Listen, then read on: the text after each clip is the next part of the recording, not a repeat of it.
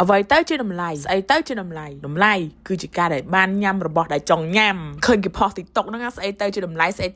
អស់ហត់ផុតសោះយេ Hello ស្រាប់ស្អាងថ្ងៃនេះនាំអ្នកទាំងអស់គ្នាមកញ៉ាំជាមួយនឹងទួម៉ាឡាតាំងអ្នកទាំងអស់គ្នានិយាយទៅកន្លែងគេខ្ញុំទុំមកញ៉ាំលើកដំបូងដែរនៅ